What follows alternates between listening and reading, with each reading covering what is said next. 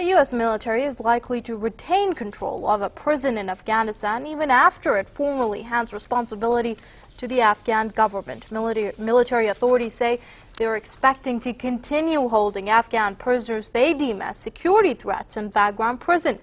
Legal campaigners have slammed the proposal. They say the jail will effectively hold dozens of prisoners beyond the rule of law with no clear means of challenging their detention. Experts believe it reveals President Barack Obama's overseas detention policy that clearly continues with the worst policies of the Bush era. The plan is also expected to be met with opposition in Afghanistan. There are widespread concerns that many of the U.S. military's prisoners are civilians being wrongly held. To discuss this further, we're being joined by political commentator James Morris, all the way from Los Angeles. So many thanks for joining us here, sir. Obama has time and time again stressed upon the importance of ending the wars in Iraq and Afghanistan responsibly. How responsible do you consider the idea of keeping the notorious background facility operational? Well, I think, first of all, thank you for having me on Press TV again. I would say that, you know, you're basically just seeing the neoconservative policy, as you just mentioned in your newscast, of the Bush administration. I mean, you've got illegal detention, you've got apparent torture that's been going on.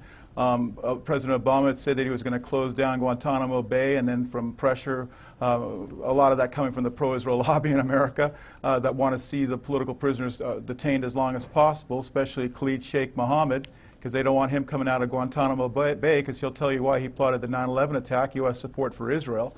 And it's not a surprise. I mean, you take a look at recent news reports. I think I saw one on Russia Today.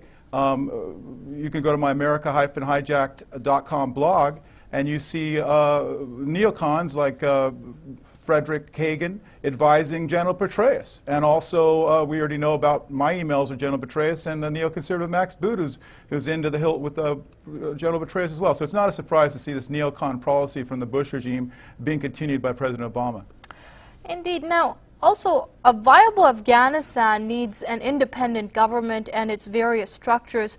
Now, with the U.S. still in command of whatever it picks and chooses on another country's soil, what does this spell out for Afghan sovereignty?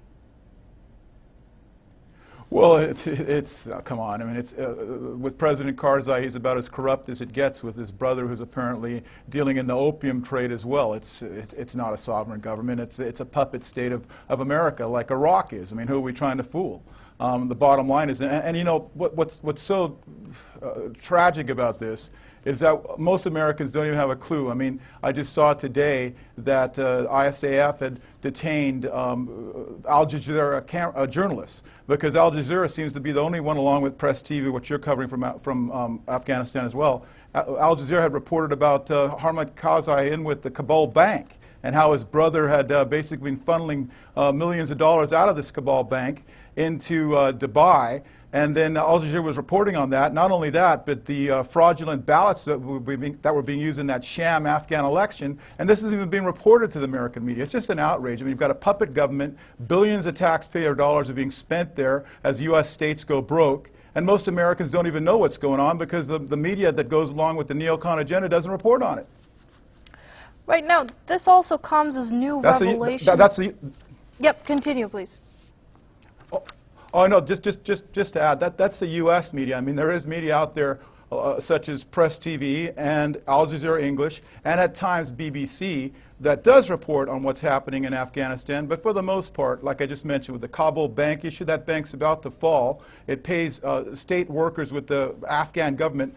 We haven't seen any reporting of that in American media at all. And again, these fraudulent ballots that Al Jazeera English just reported that were being printed out in Pakistan and had tainted the Afghan election apparently, no reporting on that either in the American media. It's a disgrace.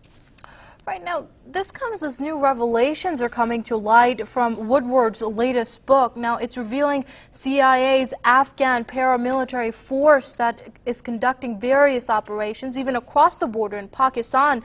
And earlier we had WikiLeaks as it revealed information about the Task Force 373 that basically hunts down militants in various countries.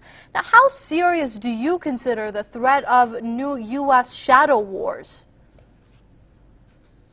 Well, very seriously, but you have to keep in mind, and I've got contacts that have been in the CIA, and they're patriotic Americans. You've got Philip Giraldi, who used to be Congressman Ron Paul's foreign policy advisor during his last presidential run, and I've also been in touch with Michael Scheuer, the former head of the CIA bin Laden unit. These are patriotic Americans that have been trying to warn Americans through different articles that they've written and books that they've published that our support for Israel and supporting totalitarian regimes in the Middle East, such as in Egypt and also in Saudi Arabia, are contributing to this anti-American sentiment. So here we have the CIA now not only operating in Afghanistan, but let's say in Iran as well with the MEK. I mean, President Obama talks peace out of one side of his mouth, and then out of the other side of his mouth, he's funding these covert operations in the millions, if not billions of dollars to undermine not only Pakistan, but Iran as well. So we can't blame the CIA with this. You've got to blame who's giving the orders, and that's President Obama. Like I said previously, you can read an article. It's linked at my America-Hijacked.com blog. It's tinyurl.com, neocons, or actually let me try that again, tinyurl.com/neocons resurfacing under Obama. And you have these neoconservatives that are basically with General Petraeus, and President Obama is allowing that. So what difference is that from what we had under President Bush, which was a neocon administrative regime as well?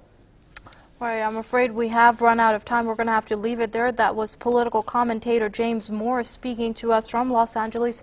Many thanks indeed for your insight here on Press TV, sir.